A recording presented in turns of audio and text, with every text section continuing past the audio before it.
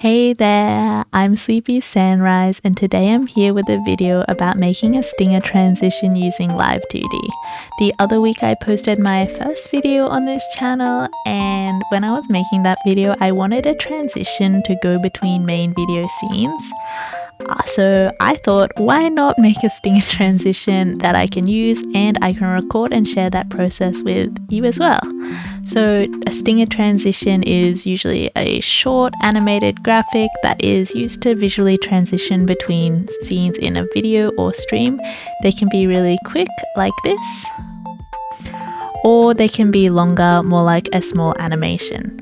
So I wanted to make a slightly longer animated one. I contemplated on a style or a theme, and eventually I had the idea of making a cardboard theater style. I thought it was a really cute concept, and it would also be easy to expand upon and create multiple different animations in the future. So obviously I started with the art. I made my canvas a 16:9 ratio to match the size of videos, and I first did a sketch of all the elements that I wanted. For each part, I made a cardboard base by overlining the shape and then filling it in with a cardboard color. I then used a cardboard texture from Clip Studio Assets to make it look more like cardboard. I did my outlines in a thick pen and then scribbled on my coloring because I didn't want anything to be too precise or perfect, otherwise I would be here forever. And like with anything you plan to rig, I drew everything that I wanted to move separately on different layers. For symmetrical things like the ears and eyes, I separated them later. And as always, organizing your layers either with labels or folders is very important so you know what everything is. So here I had finished drawing all of my layers, but I thought there wasn't enough differentiation between them because they all have the same texture and color. So I went through each layer and added a watercolor border effect, which kind of made it look like there was a shadow around each edge, which I think helped with my vision and was faster than creating my own drop shadows. I did also go through adding some shadows using multiply layers in a few spots that I wanted to be extra defined. And now it was time for rigging. The reason I decided to use Live2D for this was because I knew it could be used to make animations, and it's a program that I am somewhat familiar with.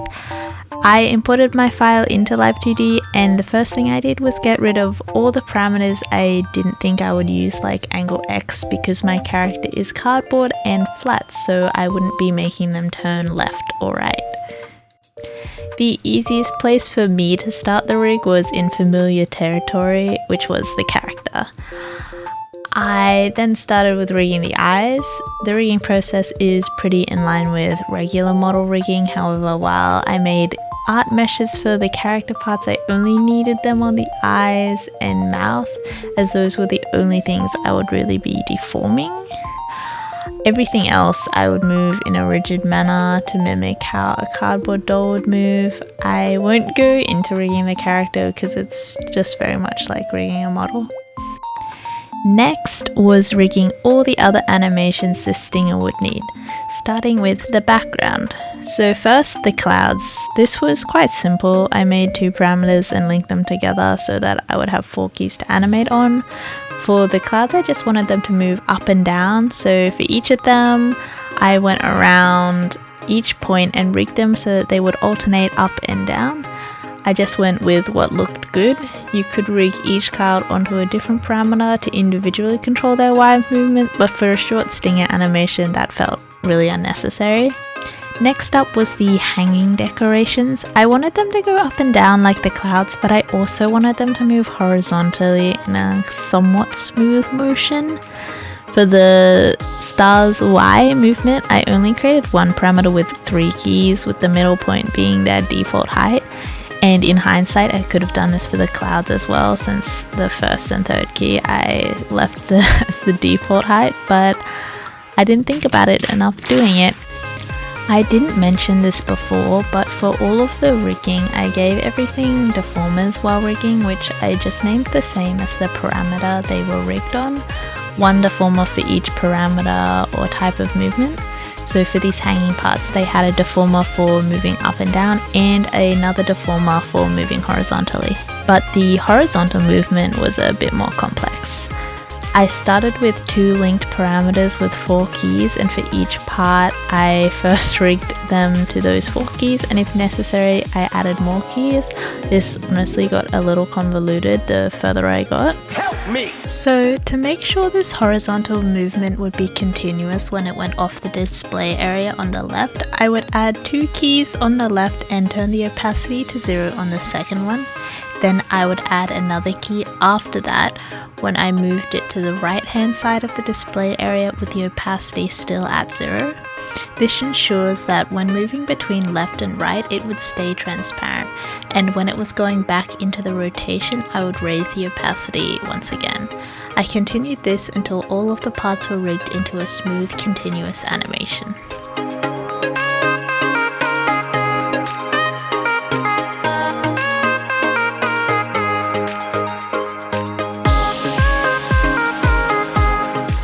Next up, I had to do all the rigging for the actual transition parts. First was just a simple curtain open, just one parameter that opens the curtains. Next up, I have a big cardboard star with a smaller transparent star in the center. This would be the end of the transition. Earlier, I went through all of the other layers and I set a clipping mask on them to the smaller star and made it an inverted mask. This just means that wherever that star is, none of the other layers show up, except for the irises because I had to clip them to the eye whites, so I made a separate parameter to make them disappear when the transition was happening. Because I did not want these stars to be visible all the time, I made them each a parameter to turn them off. For the big one, I just had it slide to change the opacity. However, this doesn't work for the smaller one.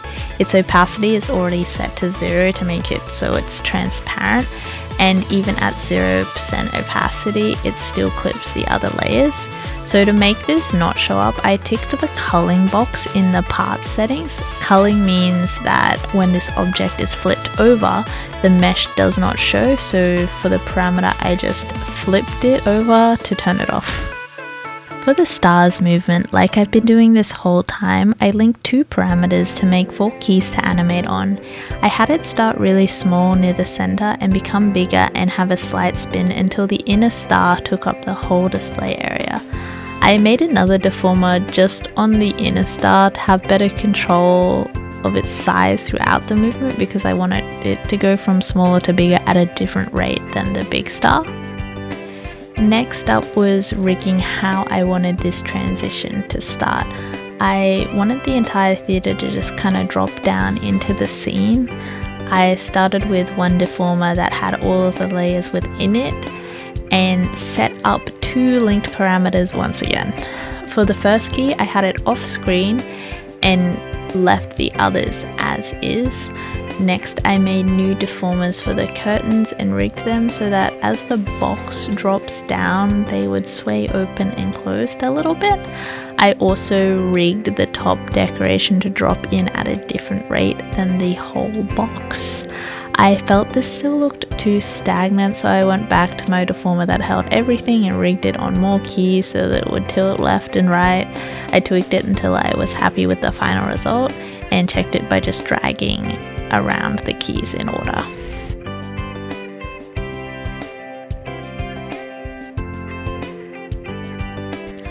So to start an animation, you just change from the modeling tab to the animation tab, and then you can just drag your project file into the timeline. I spent a little time setting up my scene, first by setting all my parameters to their defaults. The scale was off, so I clicked on the scene and changed the size in the inspector. I also set the frame rate and the approximate duration I wanted for the animation. I started with 4 seconds, but I ended up making this transition 3.5 seconds. I also made sure that my project was positioned correctly on the new canvas size. Now it was time to animate. I set all my starting keyframes, which would be the start of the transition, so where nothing is visible on the screen. Keyframes are easy to select as you can just change the parameter to what you want and it will add a keyframe on the timeline. I started with the whole theater falling into the frame. I added some rough keyframes for the box movement and then adjusted them to my liking by moving the frame and watching the playback to see if I liked the timing, or if not, I would just drag the keyframe along the timeline until it looked right. I also made it so that the curtains would start opening while the box was dropping, just so that there would be less time wasted. I figured it would be easiest to animate all of the background stuff before the character, as it would be more simple. For the clouds, I just went along at semi-even distances along the timeline and dragged the parameter around the keys in order. After playing it back, it felt like the clouds moved too fast, so I just deleted the frames at the end and spaced out the remaining ones more until I was happy. I animated all of the background items until the end of the timeline, even though at the end they wouldn't be visible, and that is just because since the transition is a star, you never know what will be showing while the transition is taking place, so I wanted to make sure if they did show they would still be animated. For the hanging ornaments, it was much the same. I just had to be more careful that I keyframed only along the edge of the loop of the parameter for the horizontal movement, otherwise it would show things moving across transparently, like you see here. What is that? This horizontal movement took some time to get right as it went vastly different speeds sometimes. I always start putting my frames too close together and then the animation always starts off being too fast for my liking, but luckily it's easy to adjust the speed by just dragging them over the timeline and spacing them out a bit more. For the Y movements, I actually spaced these evenly. I put frames 6 boxes apart, going up, then default, then down, etc. After this, you'll see me redoing all of the horizontal movements because I didn't like it, and I took a more methodical approach, counting the boxes and moving around the parameter loop at an even pace. This gave me a more smooth movement of the ornaments. Finally, it's time to animate the character. I didn't have much of a plan for this other than starting sleeping and then waking up. I set the starting position of the character, then went through the timeline and did some rough body and head keyframes, and I kind of just went with the flow and what felt right because I did not plan this at all. I decided I wanted to start the end of the transition with my character winking, which would trigger the star transition. For the star, I had to place a keyframe of it invisible right before I wanted it to appear so it would not slowly appear over the entire animation. Once again, I keyed out some rough frames. I then realized the star movement was quite stagnant and I would need to re-rig it. For this, Live2D was really convenient as I still have my project file open and any edits I make to it are immediately applied to the animation. So I just re-rigged the star so it would spin more as it moved. I checked to make sure I liked how it looked in the animation and now it was almost done. I decided I wanted the curtains to start closing while the transition was happening as well, so I keyed that in. After which I was happy with the entire animation, but it felt too long and I decided to make it half a second shorter. For most things, I just selected all the keys and dragged them so they ended at 3.5 seconds. For the character animation, I just deleted some unnecessary frames in the center and then dragged the rest of the frames over, and it was officially finished. So to export this stinger, the only setting that really matters was changing the video format to .mov to make sure that it kept the transparent background. I will probably mainly be using the stinger in video editing, but I will show you how I set it up in my OBS as well. So in the scene transition tab, you want to select stinger, then go to properties and select the video file for your stinger. I have my transition point set to frame because it's a bit more accurate. My animation is 210 frames, so I set the transition point to 105, which is half. Then you can preview the transition to make sure it works correctly. And then here it is if I change scenes.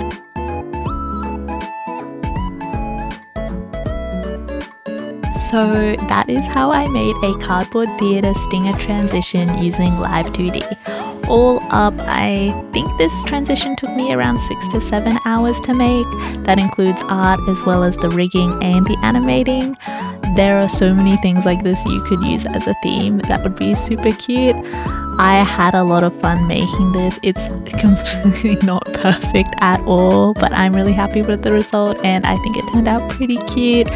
I hope you enjoyed this video. Maybe you learned something, probably not.